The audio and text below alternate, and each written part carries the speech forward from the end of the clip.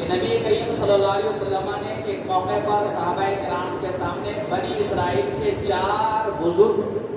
اور 4 عظیم ہستیوں کی عبادت کا ذکر کیا۔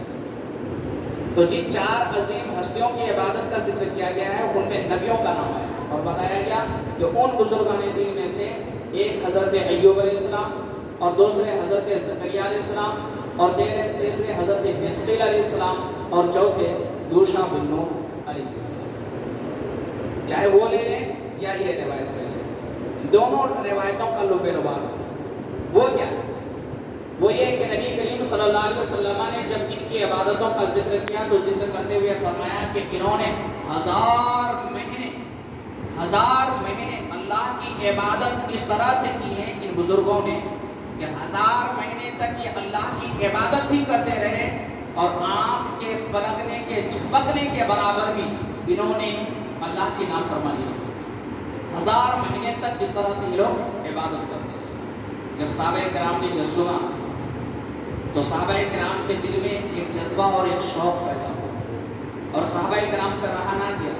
بلکہ حضور سے عرض کرتی اور کہنے لگے یا رسول اللہ، بنی اسرائیل اور پہلی قوموں کے لوگوں کی عمریں بڑی بڑی ہوا کرتی تھی، لمبی لمبی عمریں ہوا کرتی تھی، تو ان کو عبادت کرنے کا موقع بھی ملا۔ ان کے مقابلے میں ہم لوگوں کی عمر بہت کم ہوتی ہے، اور جو عمر ملتی ہے اس میں کا ایک اکثر حصہ سونے میں گزر جاتا ہے،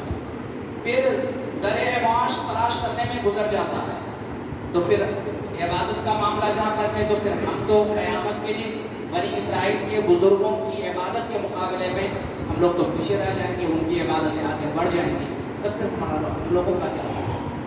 تو جب صحابہ کرام نے نبی کریم صلی اللہ علیہ وسلم سے یہ عرض کیا تو پیارے نبی صلی اللہ علیہ وسلم کے دل میں بھی یہ خیال آیا کہ واقعی میری امت کی عمریں کم ہوتی ہیں، اس میں سے کچھ حصہ کچھ اور کام میں، کچھ حصہ کچھ اور کام میں، تو ان کو بنی اسرائیل کے بزرگوں کی طرح عبادت کرنے کا وقت نہیں ملتا، تو قیامت کے دن عبادت کے معاملے میں تو وہ آگے بڑھ جائیں گے اور میری امت کے لوگ پیچھے رہ جائیں گے۔ لہٰذا جب نبی کریم صلی اللہ علیہ وسلم کے دل میں بھی یہ خیال آیا تو حضرت جبریل امین علیہ الصلوۃ والتسلیم یہ سورت لے کر نازل ہوئے، اور نازل ہو کر فرمانے لگے یا رسول اللہ صلی اللہ علیہ وسلم، آپ اپنی امت سے فرما دیں کہ آپ کی امت کے لوگ بنی اسرائیل کے بزرگوں کی عبادت کو دیکھ کر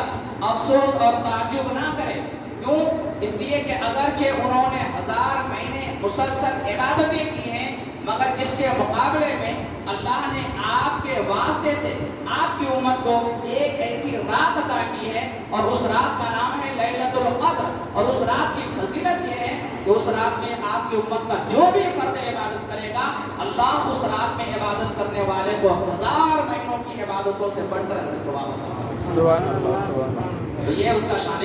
نزول، اور بھی کئی شان نزول بیان بس سے پیش کریں۔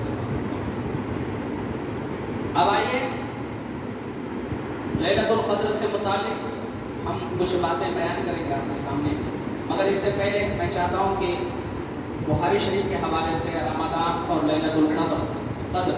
ان تمام چیزوں پر منحصر کچھ حدیثوں کو بیان کریں۔ امام بخاری رضی اللہ تعالیٰ عنہ اپنی کتاب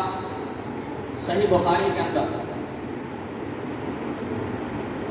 ان حدیثوں کو بیان کیا ہے۔ اچھا، یہاں پر چونکہ جمعہ کے دن ہم ان چیزوں کو بیان نہیں کر پاتے ہیں تو سن لیجیے آپ۔ ہم لوگ بار بار بولتے ہیں امام بخاری، امام بخاری، ان کا اصلی نام امام بخاری نہیں ہے۔ بخارا شہر ہے، وہاں پہ پیدا ہوئے تھے، اور اس شہر کی مناسبت سے ان کو بخاری کہا جاتا ہے، تو جو کہ حدیث میں امام کی حیثیت تھی ان کو، اس لیے امام بخاری ان کو کہا گیا۔ اصل میں ان کا نام جو تھا محمد تھا۔ امام بخاری کا اصل نام محمد، ان کے ابا کا نام اسماعیل، اور ان کے ابا کا نام ابراہیم، اور ان کے ابا کا نام مغیرہ۔ یہ ہے امام بخاری۔ سنیے دلچسپ باتیں میں بتا رہا ہوں، تھوڑی دیر رکیے گا، میں اچھی اچھی بات بالکل ہٹ کے آج کچھ باتیں بتا رہا ہوں۔ امام بخاری کا نام محمد، ان کی माँ ने रखा। जब उनकी माँ से पूछा गया कि आपने अपने बेटे का नाम मोहम्मद क्यों रखा, तो उन्होंने कहा वो इसलिए चूंकि प्यारे नबी की हदीस मेरी निगाहों के सामने, यानी समझ जाइए कि बेटा तो मुहद्दिस है मगर माँ भी मुहद्दिसा है। फरमाती है कि चूंकि प्यारे नबी की हदीस मेरी निगाहों के सामने थी, उस हदीस की बुनियाद पर मैंने अपने बेटे का नाम मोहम्मद रखा। पूछा गया हुजूर अलैहिस्सलाम की कौन सी हदीस आपकी निगाहों के सामने, तो उन्होंने कहा, उनकी माँ ने कहा हुजूर अलैहिस्सलाम की ये हदीस थी कि मेरे नबी सल्लल्लाहु अलैहि वसल्लम ने इरशाद फरमाया